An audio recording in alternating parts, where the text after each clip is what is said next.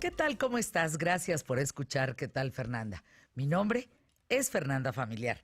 Arrancamos este día, en este lunes 24, este periodismo de vida, pues hablando de la democracia, para lo cual pues tenemos que mencionar a Atenas, forzosamente en la antigua Grecia, porque el ágora ateniense fue el centro medular de este sistema de gobierno.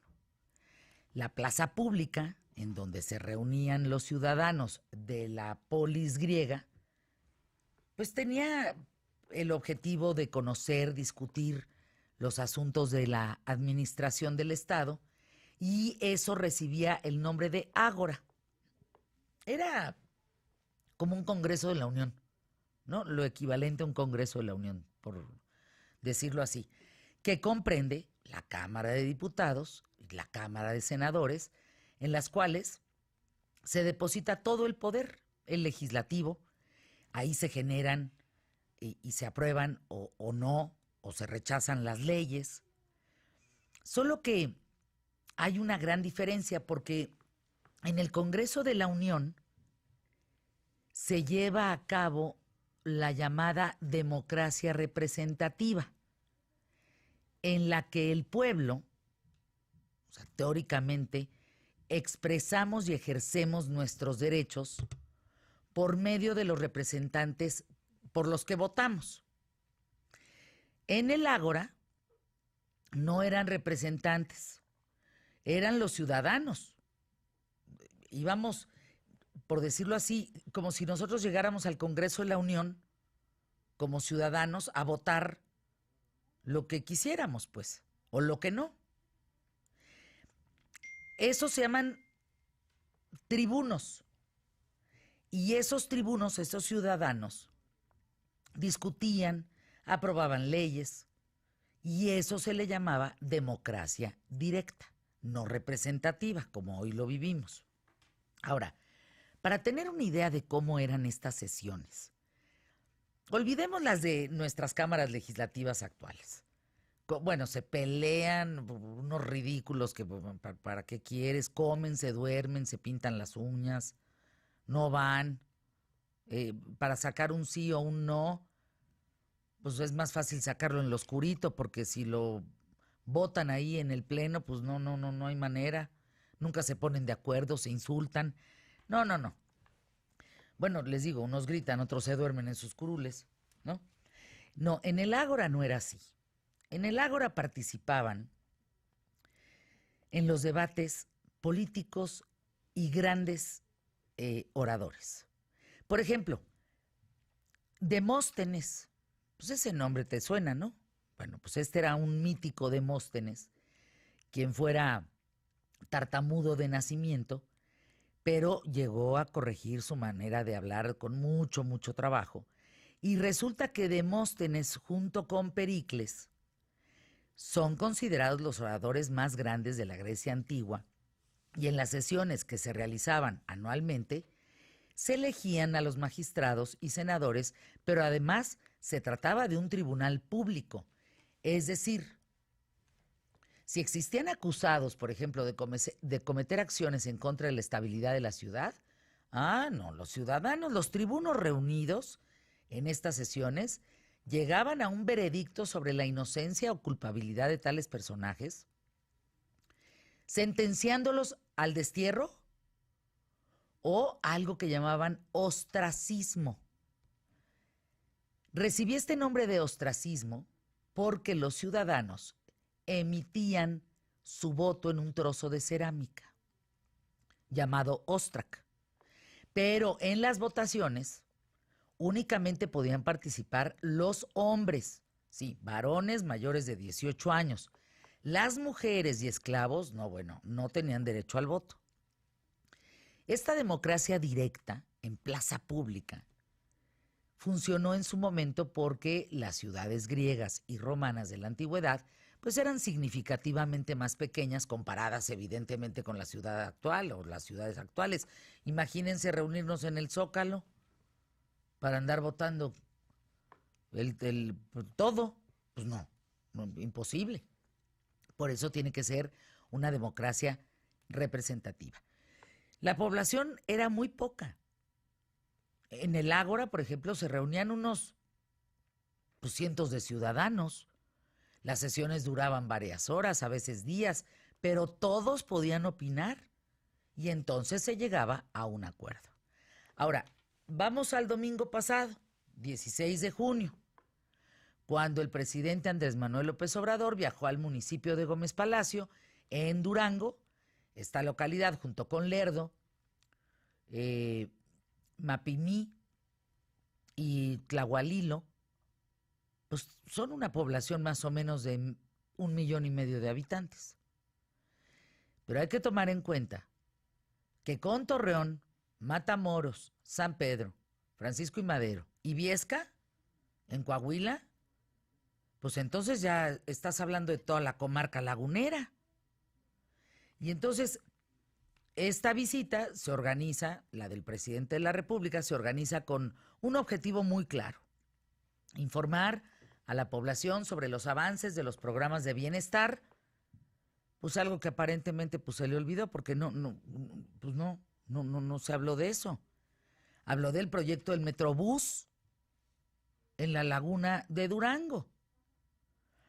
Recordemos que esta obra ya está avanzada en la parte lagunera de Coahuila, lo cual pues no le importó al presidente para preguntar a los asistentes de Gómez Palacio, ¿verdad que no hace falta el Metrobús? Y pues dijeron que no. Ahora, si analizamos las cifras en esta consulta a mano alzada, muy similar a la que les cuento del Ágora ateniense, los que en ese momento votaron por el no deben de haber sido unos 5, bueno, así mucho, 6,000 personas, que yo creo que es muchísimo, que no se veían 6,000, pero bueno, supongamos. Pero faltaron 120,000 habitantes que no se tomaron en cuenta. Y luego por tantito, hubo gente, y revisen los videos, que levantó los 2 brazos, levantó las 2 manos. Pues, ¿qué es eso? Entonces, esto no es lo más grave, porque pues vivimos, y eso parece se le olvida al señor presidente, porque vivimos en una democracia representativa, como lo acabo de explicar, no en una directa, como en el Ágora en los atenienses. No, ¿cómo creen? En abril de este año también se realizó otra consulta a mano alzada. Durante un mitin, acuérdense, en Poza Rica, en Veracruz, cuando las relaciones entre México y Estados Unidos pasaban su peor momento respecto al tema de los inmigrantes centroamericanos. Y en ese momento el presidente también le preguntó a los asistentes si debería responder agresivamente al presidente de Estados Unidos, Donald Trump, o no responderle. Lo que el presidente no sabe, o tiene otros datos, o no quiere respetar, es que las votaciones a mano alzada no se consideran un mecanismo de consulta previsto en un marco jurídico de México, como un instrumento que pueda utilizar para tomar decisiones. De eso vamos a hablar el día de hoy, porque lo más preocupante es que todo un Congreso de la Unión se queden calladotes. Digo, que me disculpen, pero pues permanecen callados, sin respuesta alguna, cuando se está violando clara y contundentemente la Constitución. Así es que yo te pregunto, ¿te parece que unos cuantos decidan por ti en un acto contrario a nuestro sistema democrático? A mí no. ¿No te parece preocupante que esto suceda?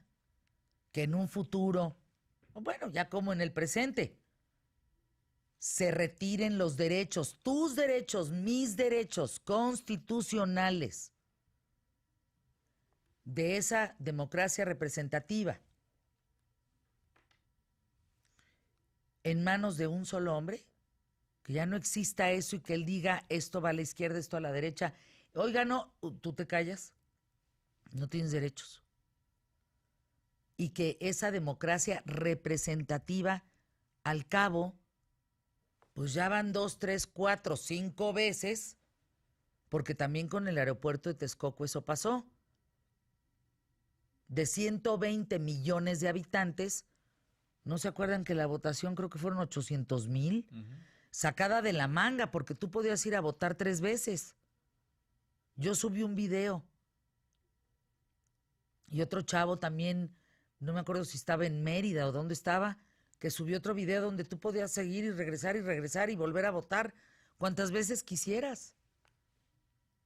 Y yo nomás les quiero decir, los pasajeros del aeropuerto Benito Juárez, vamos a pagar durante 19 años la cancelación de Texcoco.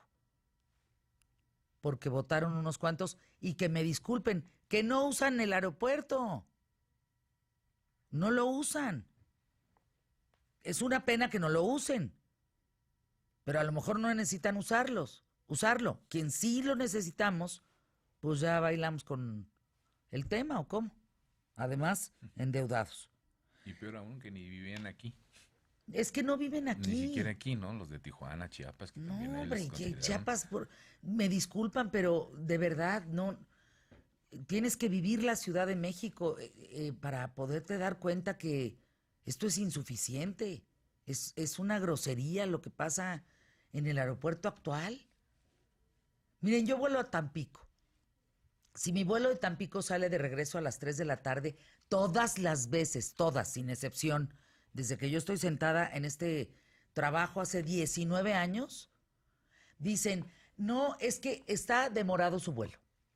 Ajá, y luego, es que las pistas del aeropuerto. Ajá, es que apenas está saliendo el vuelo de la Ciudad de México. El vuelo llega, pues 1 hora después.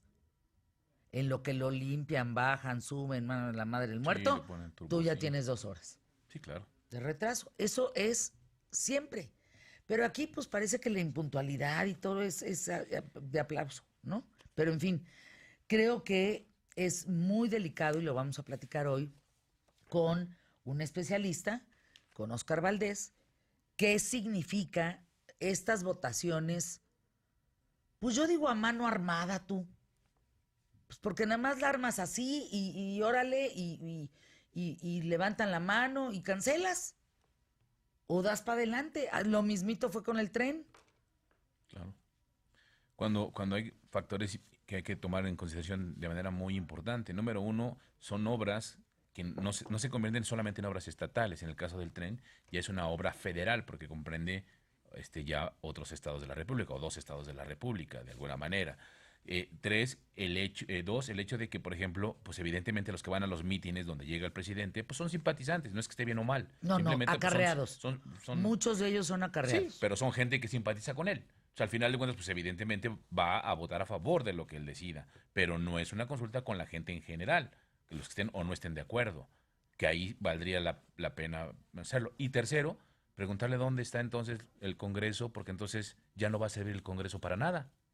No, pues tendría que ser. Nosotros no podemos permitir eso, pues eso es una democracia, no es una dictadura. El Congreso, yo creo que el Congreso ya debería El Congreso debería de levantar la mano justamente y decir, oiga, permítame tantito, pero pues así no son las leyes.